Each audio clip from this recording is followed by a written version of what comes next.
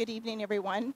Thank you for coming to tonight's ceremony to honor and remember the brave souls who lost their lives on September 11th, 2001. I invite you now to stand for the presentation of colors by our joint Murrieta Police Department and Murrieta Fire and Rescue Honor Guard, singing the national anthem by Rochelle Allert, and the invocation provided by Murrieta Fire Captain Todd Bradstreet.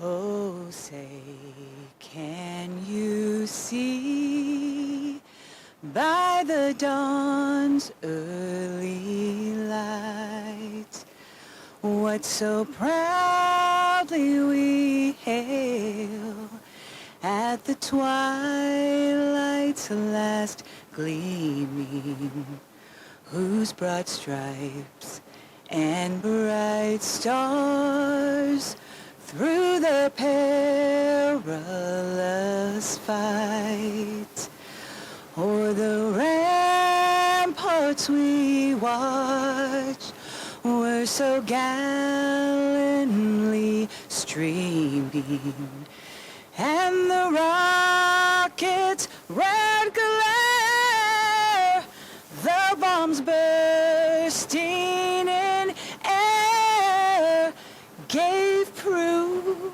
through the night that our flag was still there. Oh, say, does that star-spangled banner yet wave for the land of the free and the home of the brave?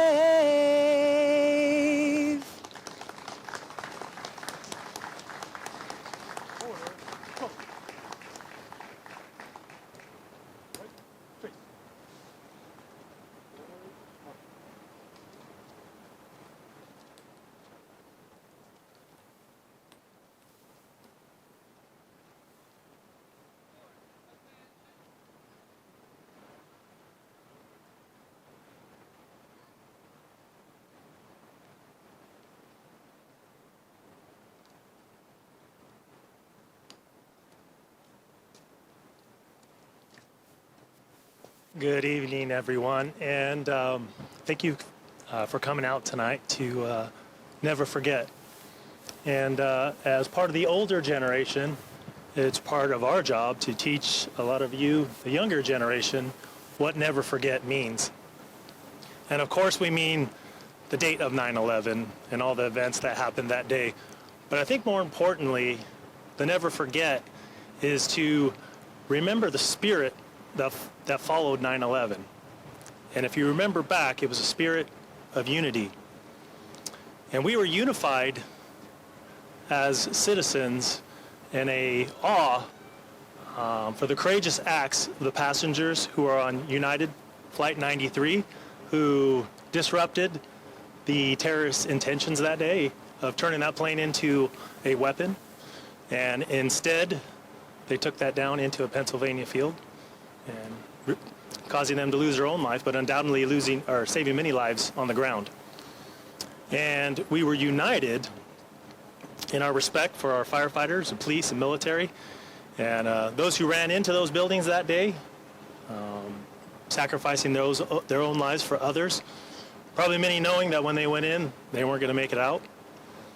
And we were also united in a common brotherly love for one another. And if you remember back then, it didn't matter if you were a Democrat, didn't matter if you were a Republican, if you're from a higher class or lower class, which religion, race, gender you're from, it didn't matter. We had a common brotherly love, and I think that's what we really need to be teaching the next generation, because back then we were actually the United States of America. And I think if we're honest with ourselves, today we're sadly more like the divided states of America. And just to give an example of what I'm talking about, I was watching one of the political conventions, and I'm not going either way, so don't worry about that. I was watching one of the conventions, and there was a reporter on the street talking to just a common person, and he asked this question. He said, "What do you think the state of our nation is?" And the man replied, "I think we're heading towards civil war." And that shocked me a little bit, and then judging by the look on the reporter's face, he was a bit shocked too. But what really broke my heart is what the man said after that. And he said, "You know what? I'm ready. I'm ready for war." And it just broke my heart, because I thought, is that really how much we have forgotten that spirit of 9/11? And the never forget almost feels like it's been forgotten. So I'm here in part to tell you, the next generation, what that spirit of 9/11 is. And I didn't bring that up to bum anybody out or put a damper on the evening, but the point is being, so when I give my prayer, I'm also a chaplain too, so I represent chaplain tonight. So when I give my prayer, you guys will understand where I'm coming from. So with that said, will you bow your heads with me? Father God, I was asked to give invocation tonight, and basically invocation is to invoke you, call upon your name. And first and foremost, I'm calling upon you to just bless this evening, bless the speakers tonight, and let us really take to heart what they have to say. But current events I would also like to pray immediately for is the fires that are burning right now, Lord. And those that their houses are in the way, please protect their houses and keep them safe and sound. And thank you for this weather change. Wow, what a beautiful night, Lord. Keep this cool weather so the firefighters can continue doing what they're doing. And of course, protect them as they're doing their duty with honor. And we give a special blessing upon our own Murrieta Brush 1. Just protect our men out there doing their job for respect of our city.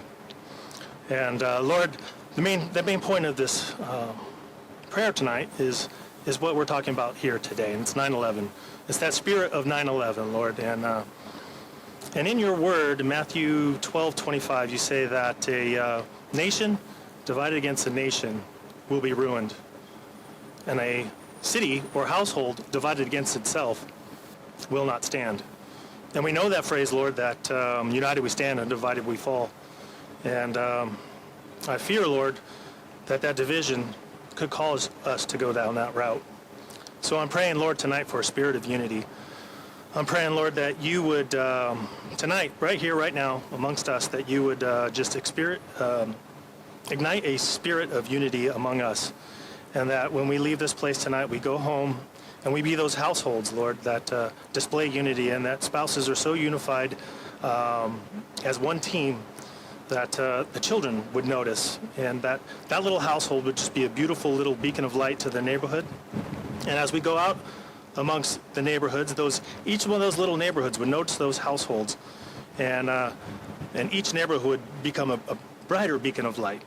And then this city of Murrieta would take notice, and that we would become that beautiful, shining city on a hill, Lord, for all the other cities to see, for Temecula and Menifee, Wildomar, and then spreading out to Elsinore, Paris, and all of Riverside County, and it would ignite, pardon the pun, but ignite like a wildfire, and would just spread throughout the state, and then throughout our nation, and even, if it's your will, to the world. And Lord, if I'm praying for the city, I don't think it would be right if I didn't pray for our leadership, Lord. So I just thank you for our mayor and our city council, Lord, and I ask you just bless them and let them know that their work doesn't go unnoticed. And I pray for our department heads, our city manager, police chief, and fire chief, and all the department heads, that you would guide them with wisdom. And all our city staff, as they're interacting with the community, let them just display that spirit of unity. And I pray for each one of us here, everyone here, put a special blessing on them, Lord, and that we would just become that spirit of unity, and just seek to find commonalities with one another rather than differences, because I do believe we have a lot more in common, Lord. Let that start here tonight. And lastly, Lord, you say, I believe it's in 2 Chronicles, that if your people are called by your name would change their ways, you would hear from heaven and you would heal our land. Lord, we need our land healed. So would you please reignite that spirit of awe for one another, that spirit of respect for one another, and that spirit of unity and brotherly love. Thank you for all your amazing blessings, and thank you for this beautiful city. In your Son's precious name, amen.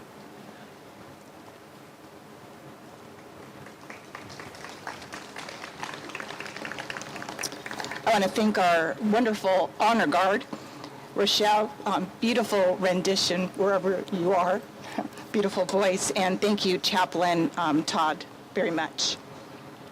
Now it gives me great pleasure to introduce to you our Fire Chief, Tony Conrad. Sorry, our Police Chief, Tony Conrad. Sorry, Chief. Fire's on my door. She knows that I've always wanted to be a fireman, so I so appreciate that. Good evening, everybody. I see a lot of familiar faces.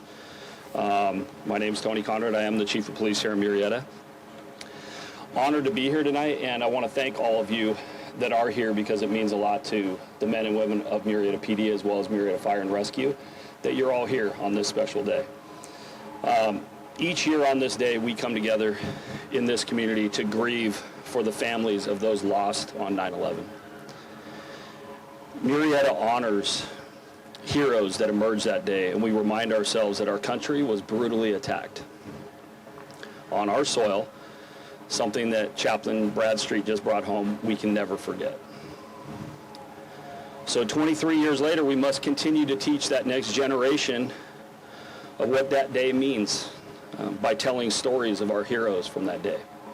If you've heard me speak on 9/11 before, you know that I usually will highlight or talk about a hero from that day, and it's not different today. I speak about a hero from 9/11. I've spoken about Port Authority Captain Kathy Mazza. Last year I spoke about New York Police Department Officer Vincent Dans, and tonight I have the honor to speak about Officer Christopher Amoroso.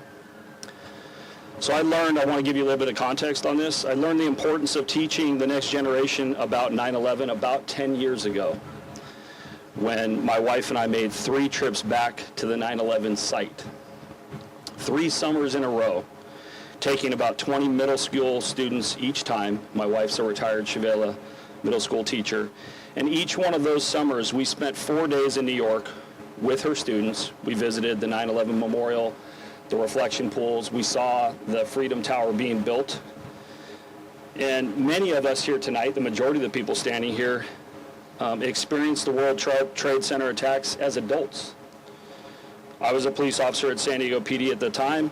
Like many of you, I remember that morning very vividly. I know exactly where I was, and I will certainly never forget.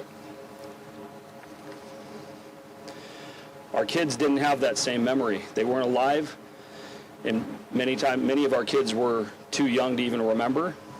Those New York trips were very eye-opening for my wife and I, as we saw this next generation discover what 9/11 really is and its place in our country's history. So considering how important it is to keep our 9/11 first responders' memories alive, I'd like to tell you this year a story about Officer Amoroso. Police Officer Christopher Amoroso was 29 years old when the World Trade Center fell. He was assigned to the Tactical Response Bureau of the Port Authority Police Department, and he played a very active role in the evacuations of the towers on September 11th. From the pictures and the stories that I read about Officer Amoroso, he's a very big man, strong man, probably 6'5", 270 pounds. Definitely capable of carrying somebody from the towers. And that will come into this story a little bit later. So we know that immediately upon his arrival, Officer Amoroso began leading large groups of people to safety from the lower levels of the North Tower. We know that Chris saved countless lives that morning, getting those people out of harm's way before the towers actually fell. Witness accounts have Chris's last moments carrying oxygen packs and hard hats to the upper levels of the North Tower just before it came down. Officer Amoroso was a 2-year police officer at the time of his death. Amoroso was born in Rockville Center, New York. He grew up in New Jersey with 4 brothers and 2 sisters. A graduate of St. John's University, Officer Amoroso patiently waited 5 years for the Port Authority to give him an academy spot to be a police officer. In those 5 years, he just worked as a route manager for a local dairy company as he waited for his dream. He and his wife Jamie lived on Staten Island, and at the time of his death, they had a 19-month-old daughter. Her name is Sophia Rose. Amoroso has, of course, been honored many times by our country, his department, his community. In 2005, then President Bush awarded him with the Medal of Valor. However, he is most known for an image that was taken of him as he evacuated a woman from the towers on that day. Many of you have probably seen this image. This famous picture was taken by a New York Daily News photographer. The photo clearly shows Officer Amoroso bringing a very distressed woman out of the towers. His bloody face and her exhaustion is the most glaring part of the photo for me. Officer Amoroso's wife, Jamie, has looked at that photo thousands of times, always wondering what her husband was going through at the time and wondering if that woman actually even lived through the event. For 20 years, that woman that was saved by Amoroso has never been identified. 3 years ago, the photographer that took the photo while working as a reporter for the Daily News spoke to Channel 4 New York about the photo. He said, "I keep that photo in a box. It's out of my sight, but will never leave my mind. Every detail, I remember it like it was yesterday. Chris Amoroso was one of the first officers that I saw when I came on scene. The woman in the photograph was in great distress, and Chris was determined to help her. As he led her away from the chaos, I was able to see a hero for the very first time up close, and I took a photo of him. The selflessness he portrayed was what impacted me the most on that day." Hundreds of thousands of images of the World Trade Center attack have been displayed on the internet over these many years. In 2021, the woman in the photo was identified. Officer Amoroso's wife, Jamie, was able to actually speak with her by video conference. Her name is Suman Damija. She lives in India. During their first meeting, Miss Damija told Jamie that she had always wanted to thank the family of the officer that saved her life. She could not believe how young he was. She said he came up to her and said, "Relax, ma'am, I'm going to help you." Miss Damija had very severe asthma at the time. The smoke and the ash that was coming from the towers was causing her to not be able to breathe. She had run down multiple flights of stairs at this point when she came across Officer Amoroso. He lifted her up and actually carried her down the stairs of the second tower, exiting the tower with Miss Damija in his arms, and that's when the photo was taken. Jamie later asked Miss Damija, "Was my husband scared?" She said, "No, he wasn't scared at all. I was." Today, Miss Damija, probably right now, is lighting a candle in her home in India, as she does each year on 9/11. Her family gathers to recognize the sacrifice that Officer Amoroso made for her and her family.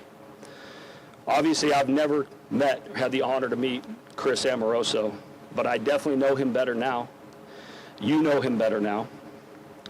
I know he gave his life for the people that he had never met.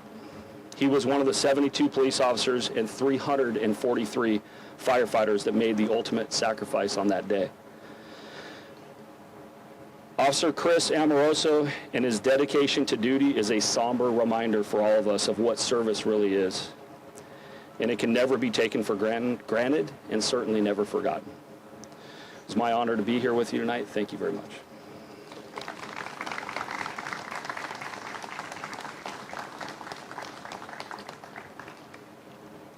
Thank you so much, Chief Conrad. Now it gives me great pleasure to introduce Chief Bernie Malloy from Fire and Rescue.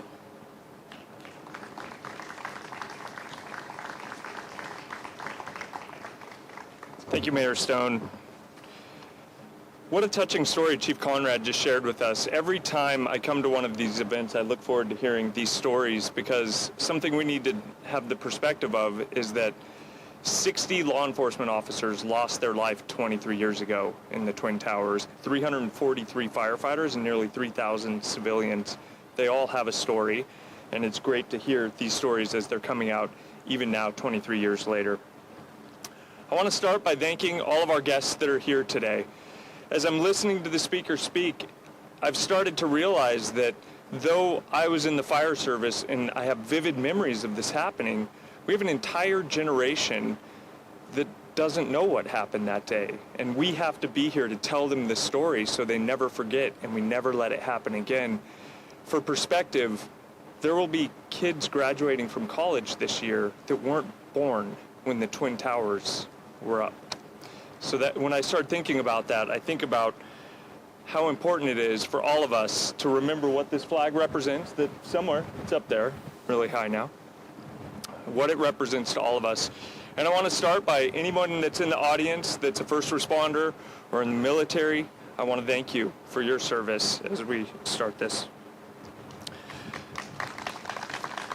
So I appreciate everyone gathering here this evening, showing that we will not forget a day that was burned into the minds of those of us in service who woke up 23 years ago to the sounds and images that would forever change our industry and our nation.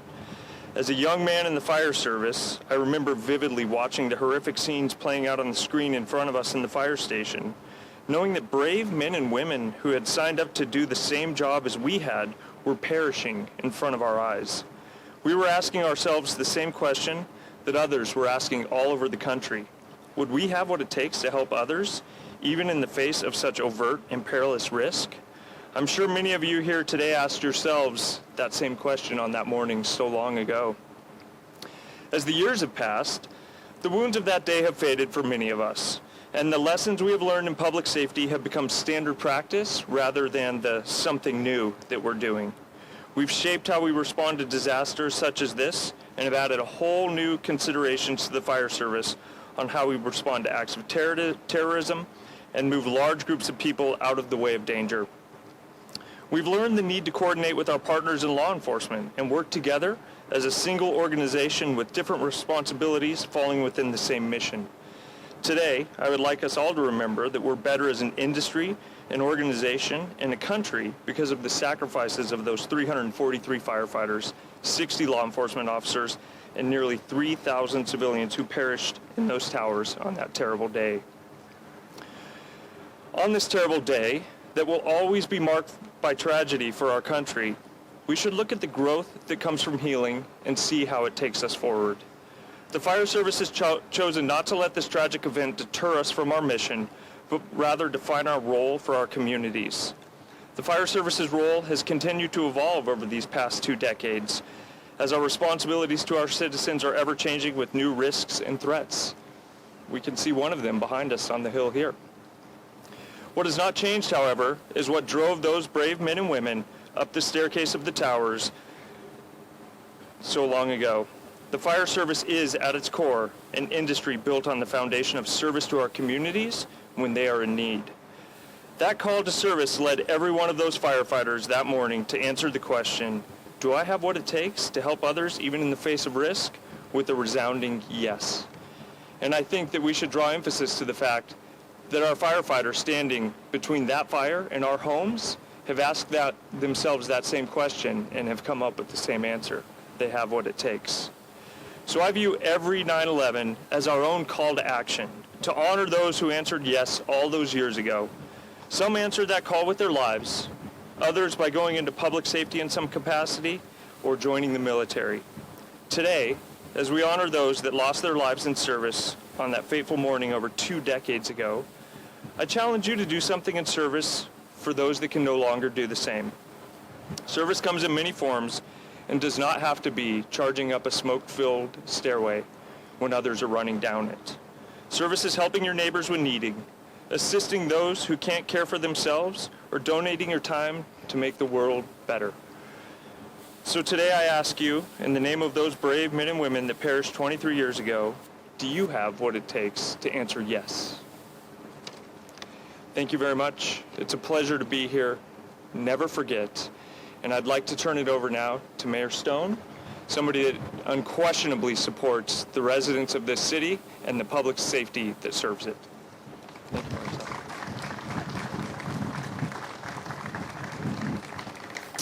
Thank you, Chief Malloy.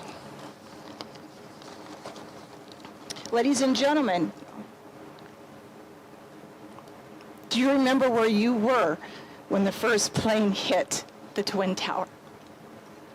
I do. I was on my way to the Temecula Mall for a Susan G. Komen Breast Cancer Foundation event early in the morning. When I arrived, I was invited to the general manager's conference room where his executives were, unbeknownst to me that the first tower had been hit. And as we sat wondering what was going on, the second tower was hit. I was literally stunned, and for the first time in my life as an American citizen, I was really scared. On 9/11, citizens of 78 countries died in New York, Washington, D.C., and Pennsylvania. At the World Trade Center, 2,763 people died after 2 planes slammed into the Twin Towers. That figure includes 343 firefighters and paramedics. 23 New York police officers and 37 Port Authority police officers were struggling to complete an evacuation of the buildings and save the office workers trapped on the higher floors. At the Pentagon, 189 people were killed, including 64 on American Airlines Flight 77. And on United Airlines Flight 93, 44 people died when the plane crash landed in Pennsylvania. Over the years, many lives have ultimately succumbed from major health impacts due from exposure from toxins such as cancer, respiratory diseases. This evening, as we memorialize all the lives lost on 9/11, our deepest sympathy, heartfelt thoughts to the fallen and their families, to the spouses, children, parents, and siblings of the fallen. We pray over the past 23 years that comfort from family, friends have been your strength then and your strength now. In closing, I hope that the memories of their loved ones have brought smiles to their hearts for a lifetime we will never forget. On behalf of the entire Murrieta City Council, Mayor Pro Tem Cindy Warren, Council members Ron Holliday, John Lavelle, and Dr. Lisa DeForest, and our City Manager Kim Summers, we want to thank you all for coming out here this evening, and God bless America.